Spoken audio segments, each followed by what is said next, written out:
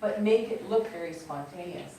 But they're not making any commentary about people or a social class or anything like that. They're just capturing the modern spectacle.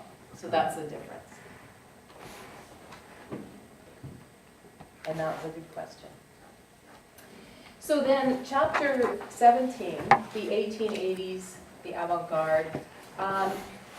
Impressionism begins to be accepted. And the Impressionist group sort of starts to disband, and we see some derivatives of Impressionism, and yet they're more than derivatives, because in a lot of ways, many of these new movements that go under the umbrella of post-Impressionism are actually alternative approaches that are bringing back elements of painting that they felt these artists felt had been lost with Impressionism. Impressionism didn't include any kind of structure. It didn't include any kind of emotion or symbolism or anything like that. So post-Impressionists like Seurat used pointillism to sort of structure the fleeting, spontaneous brush of the Impressionists, to structure it in a way that it becomes an almost kind of scientific exploration of the act of painting. He uses color theory about complementary colors, and even colored theories that talk about the psychological impact of color and line, like in this one, where the idea that warm colors that are created in diagonals create a feeling of pleasure. So he's exploring these things in a very meticulous way, whereas the Impressionists were very spontaneous, or gave the impression of spontaneity. So structure being brought back. Cézanne also brings structure back into paint. He doesn't use tiny little dots, though. He uses flat planes of color that he applies with a palette knife. And he begins to explore all kinds of interesting ways of creating the representation of space that are not traditional. Instead of using light and shade, he employs different colors, warm colors, used to make objects look like they're closer, cool colors to make them look like they are farther back.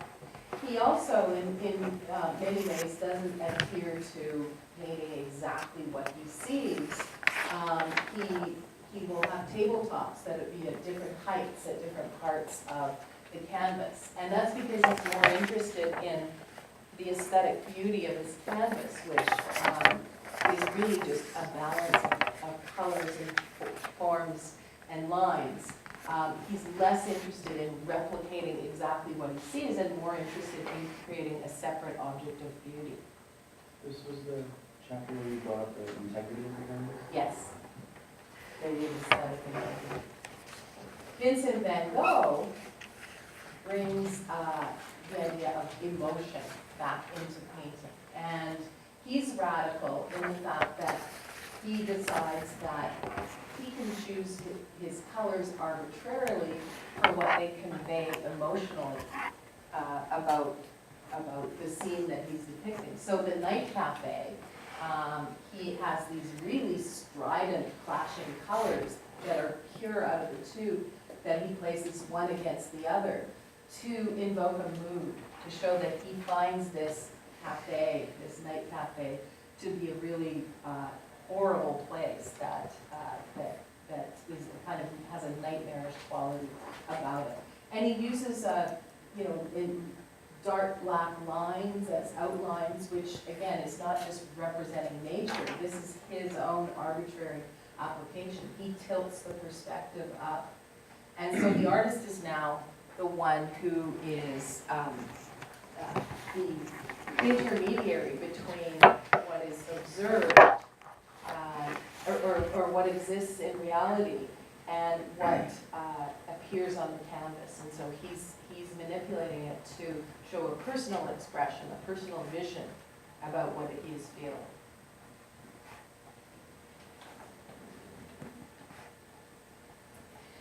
Then chapter 18 was about the 1889 exposition.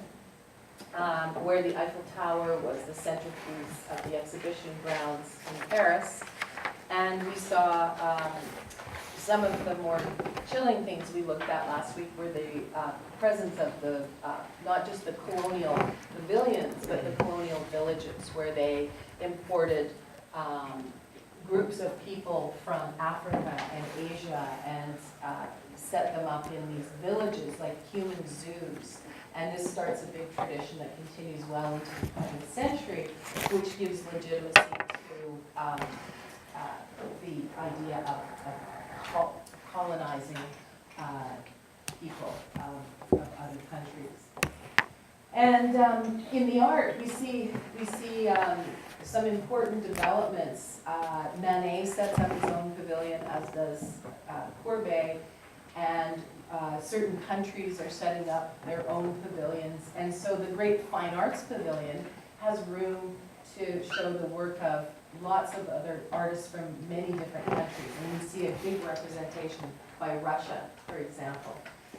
We also see a big representation of art from Japan. And this is all important, exposing artists to these different styles and things, but also to show people what's going on in these countries that are sort of more isolated. And Ilya Repin was part of a group of Russian artists known as the Wanderers, who were kind of like the Russian equivalent of Courbet, showing in a kind of social realist way the things that were going on in Russia, that were the humiliation of people and the vast differences between the classes. And so his barge haulers on the Volga shows people being used as animals, basically, as work animals to haul a barge. Chapter 19 was about the Belle Époque and the fin de siècle, so the sort of the dual aspects of the end of the century, where we see there's a kind of delight in life. If you're rich, it's a wonderful time to be alive, and you can go down to the Riviera and so on.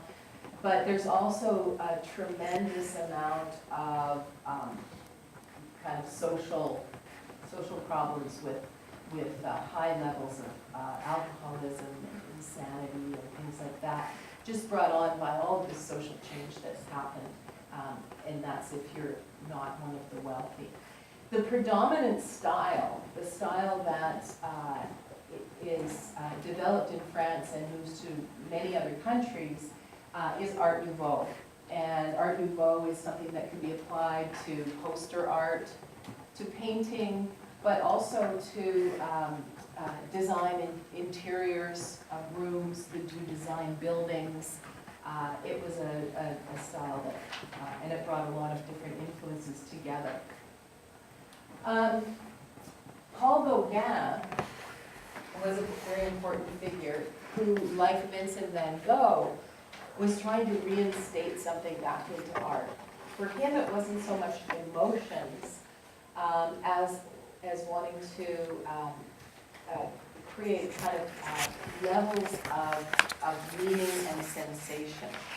So he was a very important person behind the symbolist movement, which suggested that art could be about not just representing what you see in front of you, but representing in a poetic way other kinds of ideas, imaginary, visionary. That's the vision after ceremony, right? Yeah, I thought you took it out. I did, but I'm just using it. These ideas extend to the other Gauguin works too. The idea of the arbitrary use of colors, the red background and so on. And he had these sort of different ideas that a work of art could represent what was in the material world.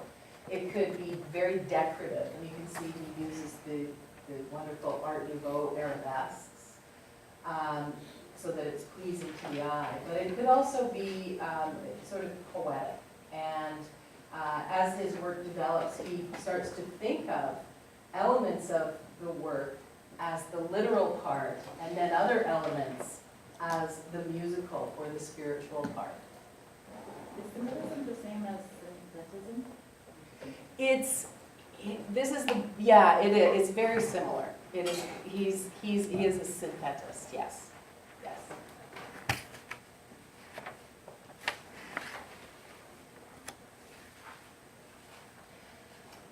In the final chapter, international trends, and what your book focuses on are a few important trends. One of them is Art Nouveau and the way it applies in many, many different countries. And we saw Antoni Gaudi's work, Casa Batlló. We looked at Sagrada Familia and the way in which he kind of reinvented architecture in this very whimsical, fanciful way that had a very organic quality to it, very different from other kinds of classical or traditional historical architecture. And also we saw the symbolist movement that came out of Van Gogh, or Gauguin's work, which I don't have an example represented here, but those were artists like Vuillard and Bonnard and Odilon Redon, Moreau. There were various kinds of symbolist movements that looked more into the mind and were creating images that weren't just reflections of reality, but sometimes based on myth or sometimes just completely imaginary, playing with the idea of the irrational, the dream, and would be very important for setting the stage for the 20th century movement of surrealism. And then there were other artists who were expressionists, like Edvard Munch, whose work really reflected the anxiety that was developing at the end of the century. Many artists were experiencing, and also just many people in general. And so as we move into the 20th century, there are these different trends that are happening. That strong sense of expressionism, which is the work of artists like Munch and Van Gogh, and even to an extent Gauguin, his expressive use of color. Then there's the structural movements like that Cézanne and Seurat are developing, that will develop into the structural movements in the 20th century, and then the symbolist movements that will become the basis for things like surrealism. So it's a kind of pluralism that's happening at the end of the century, and will lead the way to the 20th century. So that basically takes us through the chapters. Are there any questions? For the exam, you're not doing the whole kind of, you're showing a picture up front and then we have to write down, because I know that it's mixed with a different class rate unless we do it. I'll be doing something like this, like putting, and then you will identify what they are, and then there will be a question, like with the midterm. There will be something similar about them. You know, they'll be maybe both portraits, but one's Victorian and one's German, or something like that. And the exam is only from the words that you gave us, right? Yeah. So, Now the short answers, but I won't pick a short would answer. the short answers be like about one of the artists of the works, or it could be complete? If it is, it'll be about an artist that is on your works list that you should already be familiar with. But yeah. So just about their general kind of ideas. Yeah, I could ask you about Gaudi, for example. It's like the Yeah, just like the midterm, basically. So if you've been to the lectures, if you've taken really good lecture notes, and if you study the works list, you should do fine. I'm not thinking any weird, obscure things for the side comparisons, you'll just go, oh yeah, I figured that would be. But it's just a question of knowing enough about it, so. So yeah, I think that's all. I'm letting you go early and, oh,